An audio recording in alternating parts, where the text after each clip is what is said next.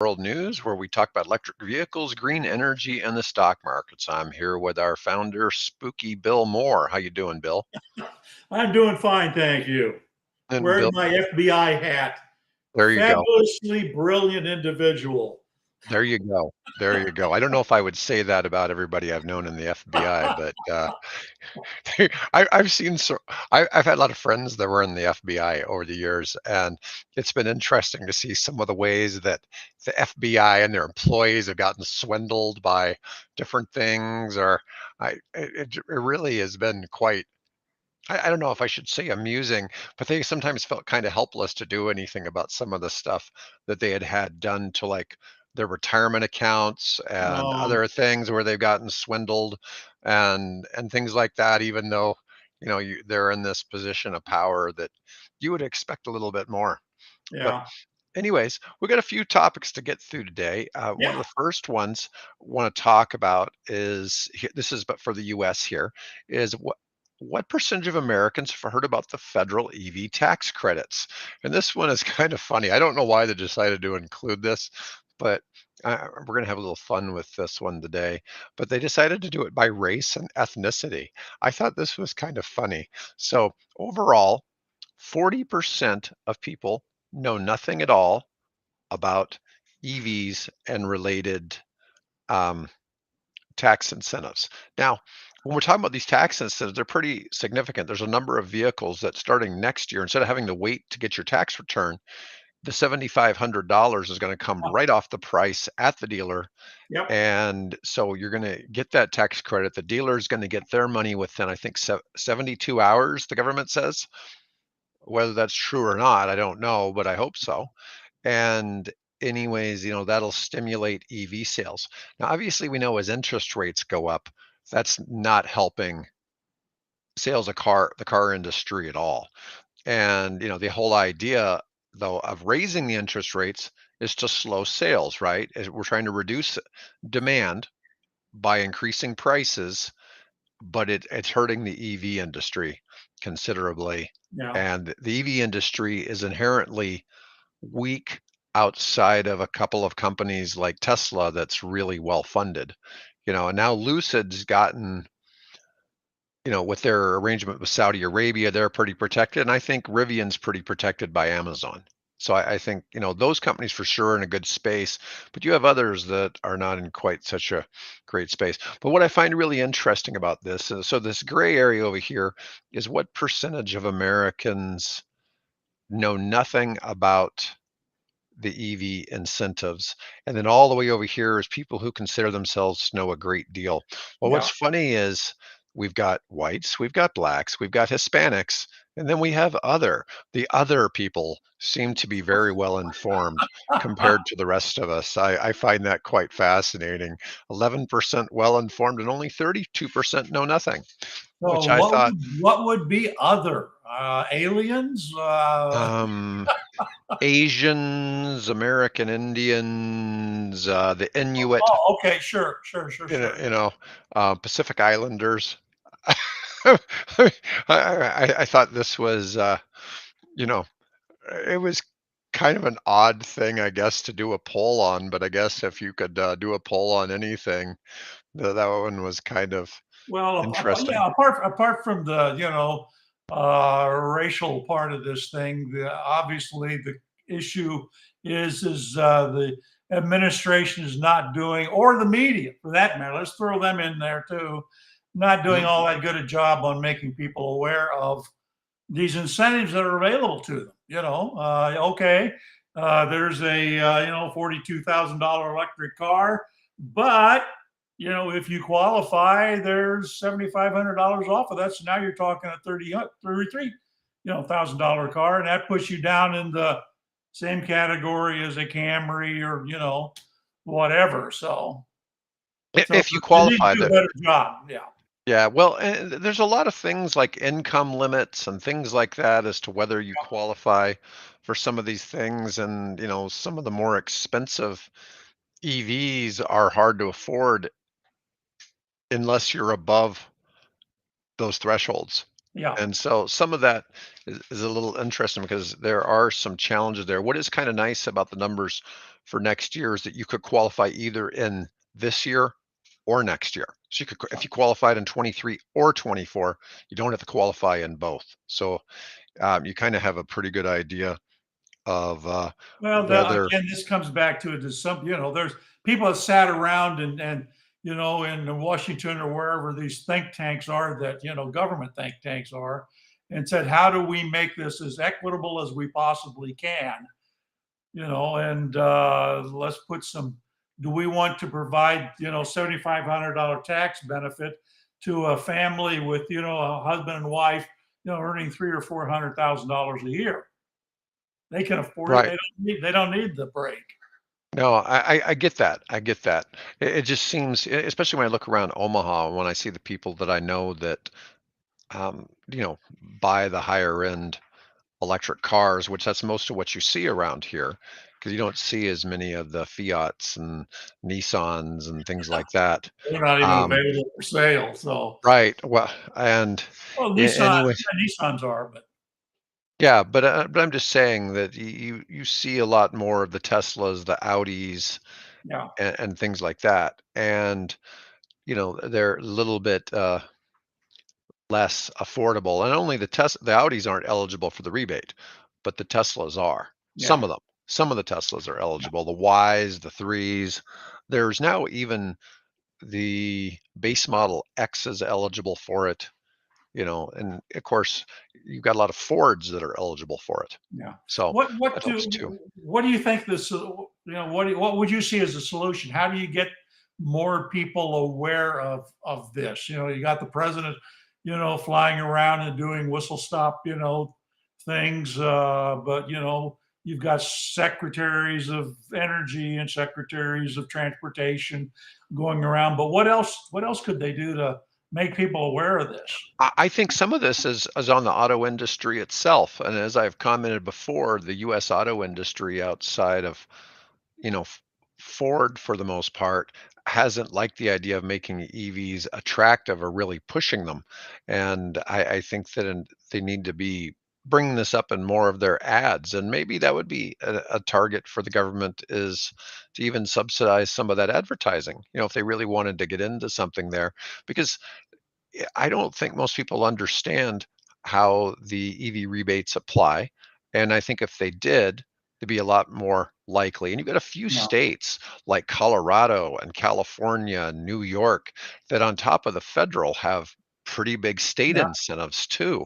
yeah, And, it's a matter of doing that. Coincidentally, I'm trying to schedule, there's somebody we had when an article was published about them yesterday about a EV business, EV only auto sales out of Utah, and we're yeah. going to get. He's agreed to do an Oh, interview, is so he? Oh, excellent. I'm going to have you on the interview with him. Oh, that's So good. I reached out to him. He's a professor out in Utah that also has an EV business, Yeah, and that's I his side think gig. yeah, I think it's going to be real. He'll be a real interesting Yeah, person to have talk about it. But that's part of it is how do you advertise this? I mean, when you look at car ads in the local market, everything is about, well, you could lease this, you know, um, Jeep Cherokee, whatever, for 299 a month, and it's like 6,000 miles a year, and they have these squirrely things. A lot of times they do with leases, but I think you need to see more of that incorporated in the advertising yeah, plays on these vehicles, incorporating that tax credit. yeah. Well, part of this too is the fact that the gasoline powered vehicles, ICE vehicles, are the bread and butter of the industry still, with the exception, obviously, of Tesla, because all they sell are electric. Hmm. I saw there's an article where I think it was Ford.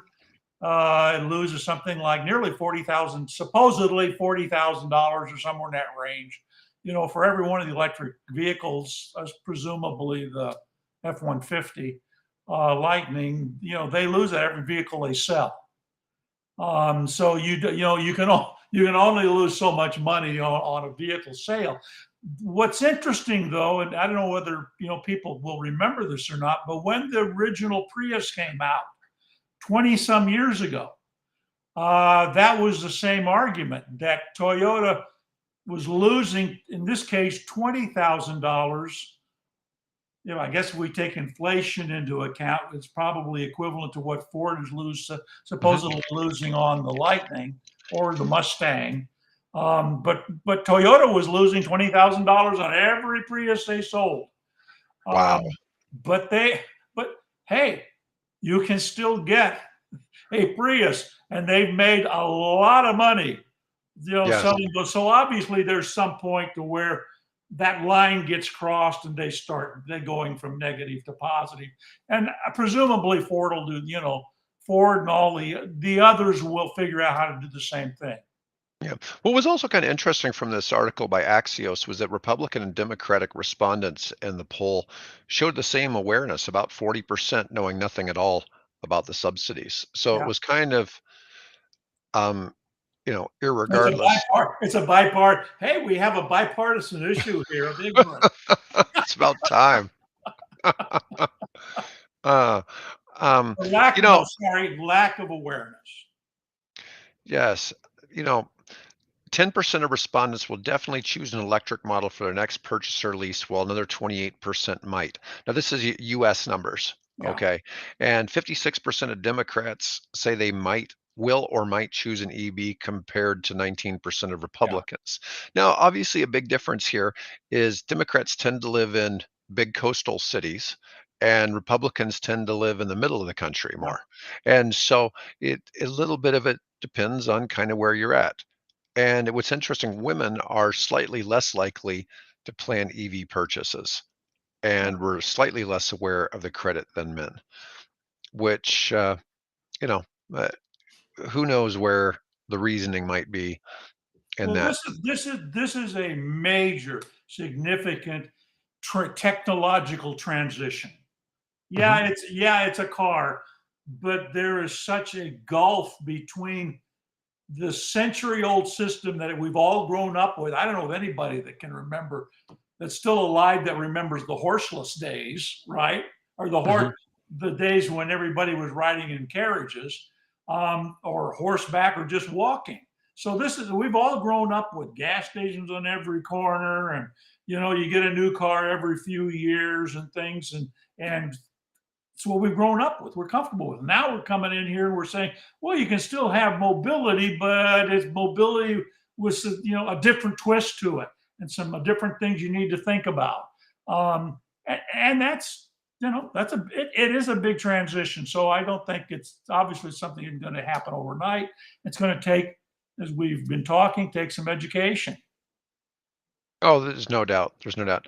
Well, let's get on to our next topic. Let's talk about there is the current administration's push to make changes, and we're putting in electric vehicle charging corridor that includes 425 national park sites across the country.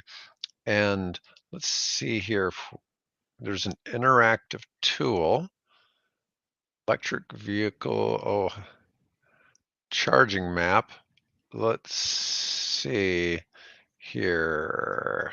Let me stop sharing that page and go to this page. And let's see. It's not real specific here. Oh, we have a national park here in Nebraska. Homestead National Historic Homestead Park National, yeah.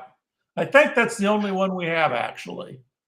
down by Beatrice. Well, Yep. that's Yep. That was the and site of the very first homesteader. really, Yeah. Yep. like the 640 acres of land kind of thing. Yep.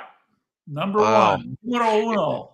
It's really hard to fathom, being given 640 acres of land when you're on horseback and you got a wagon or whatever, and it's you and your wife and a couple kids out marching across the prairie and trying to, create a Or shelter. two spinster sisters. I had there was an audio book that you can get on LibriVox Mhm.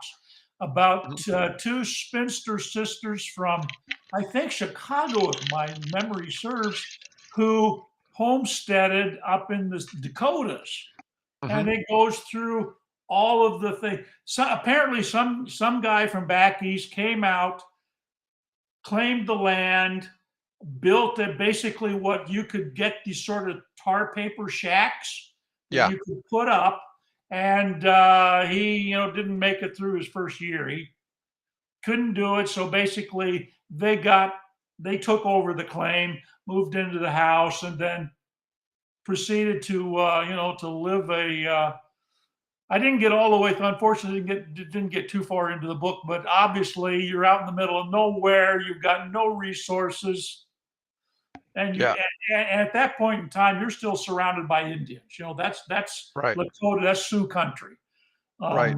pacified, quote unquote, but still it's you know two women out there by themselves in the middle of nowhere, and it's a all day ride to get to the closest town. So Hard to fathom, isn't it? yeah.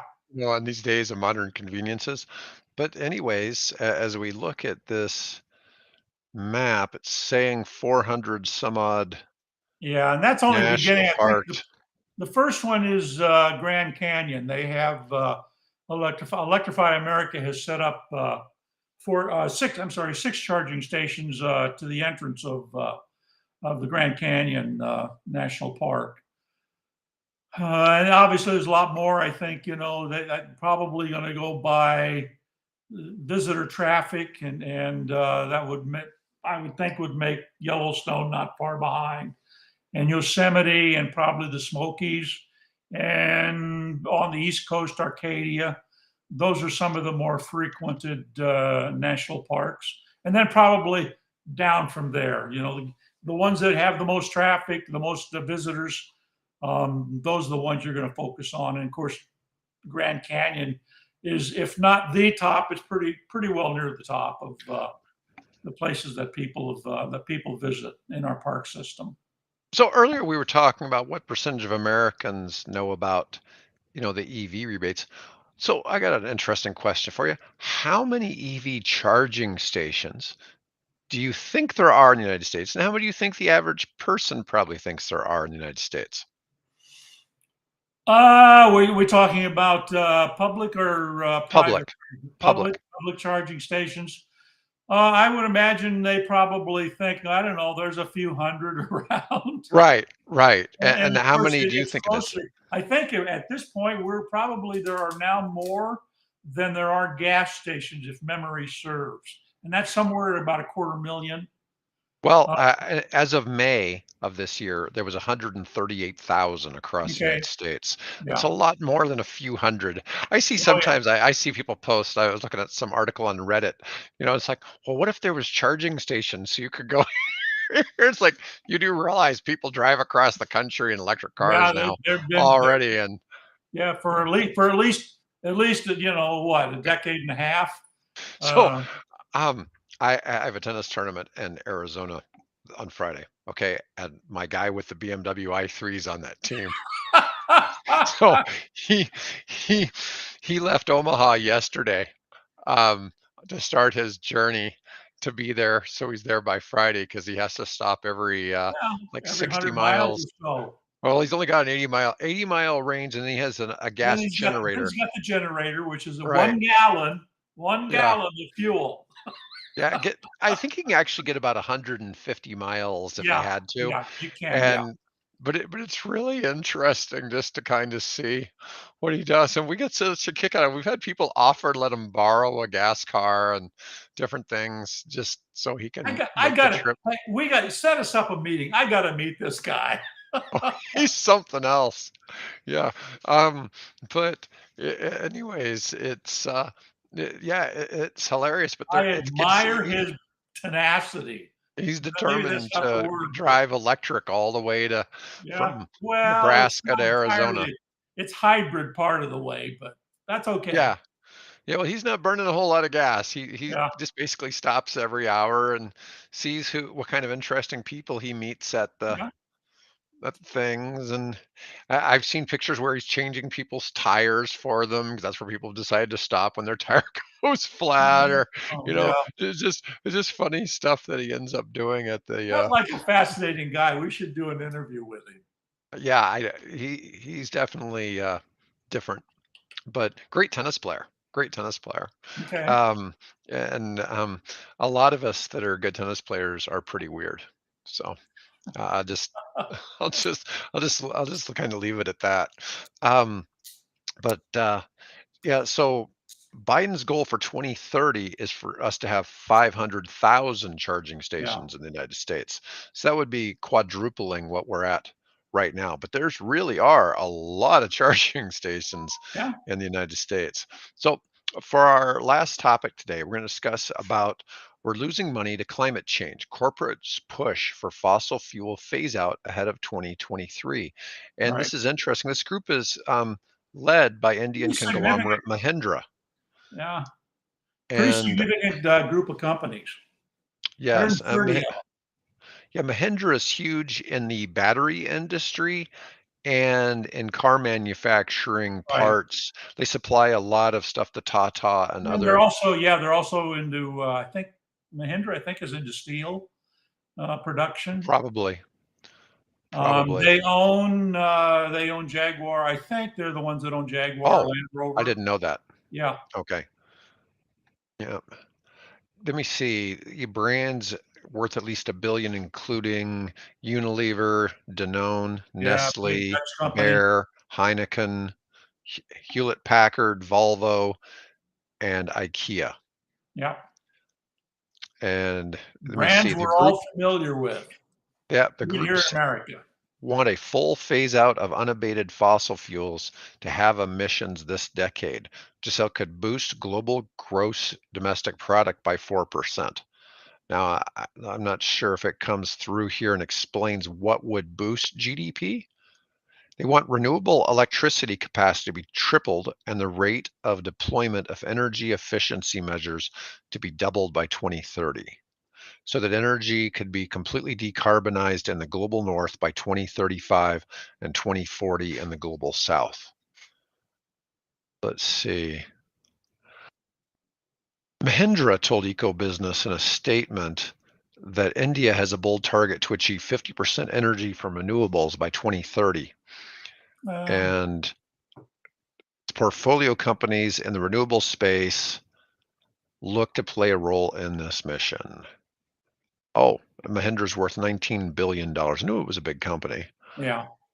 But anyways, I thought that's Hey, but it doesn't really explain why the GDP increase would occur, which would have been kind of nice. well, I think, yeah, it would be. I think part of that, of course, has to do with their having to comply with, with the movement to do more green, but also with the money that's being lost, due to climate change. Resources costing more, their customers being impacted, particularly, companies like Mahindra that are, located primarily in Asia and Africa. Um, Mhm. so yeah, that would have been nice to have them explain, a little bit more. And it could be that in their letter they do. I haven't had a chance to look at the letter, but Yeah, it it'd is be nice to see a breakdown. yeah, it is interesting because they're raising this because of the upcoming COP 28 Right. in Dubai. I think Dubai or somewhere anyway on the Gulf. Hmm. Um, and that's being headed up by a guy, a country whose main source of income is from oil and gas. So Right. they're trying to encourage, hey guys, we seriously have to get off this. Oh, by the way, speaking of countries, oil and gas in the Middle East and all that, Saudi Arabia is setting up a ski resort in Saudi Arabia. Snow ski resort in Saudi Arabia. Hmm. Out Well, there. well, there's I there, disappeared. there's Yeah, there's a mountain there that I think is somewhere up around 5,000 feet, something like that. And they do have some, I think temperature fluctuates from like minus 17 C up to 20 or 30 C, something like that. So there is a colder period of time that they can make snow. They're not going to get snow, but they can make man-made snow there. And of course, my question is, where's the water come from? You know, where are you getting the water to make the snow? So Well, I was listening to Elon Musk talk about this. He says desalinization is way cheaper than, or can be done way cheaper than people think, or how it's been done in the past. That there's really no shortage of water. It's a matter of whether people want to divert the resources in a way to not. instead of having free water, fresh water, you're going to Right. have to have to invest something to Yeah. make that conversion. It's not going to be free. So I mean, a lot of your countries in the Middle East are big in desalinization because they just don't have the well, even in groundwater for it. California, you've got a lot of desalinization of their water going on there. Hmm. Yeah, because Nestle gets all the free water. Yeah. Well, that's one of my concerns about this whole hydrogen thing. Hmm. Is that if you're going to do green hydrogen, it needs to come from water, and and generally that has to be. You can do salt water, but then you got to do the extra step to desalinate it and so on. So the It has. question then becomes: is where's all that fresh water come from? We've Well, already. my understanding is it requires distilled water. So, I mean, you have to take an extra step. So You it's not still just a have to matter do of the going to extra your garden step. hose and. Exactly, because here, as you and I know, here in Papillion, our water is really mineralized. Yes, it is. It's it's pretty darn thick. You can't, if you got a nice shiny chrome bathroom fixture, and you let a little water drop on there, you're going to have a lot of mineralization. Yeah. If we lived in Kentucky, we'd use it to make bourbon, but our water isn't Kentucky limestone No, water. yeah. No, it's not. Anyways, Well, we've run the but gamut. yes, we sure have. But anyways, good show today. Appreciate people watching. And Thank you, everybody. anyways, make sure to like and subscribe if you like our content. And we'll be back. What day is today? Today's Tuesday. I guess Today's you'll be back Tuesday. with me I'm on back Thursday. Thursday. So. All right.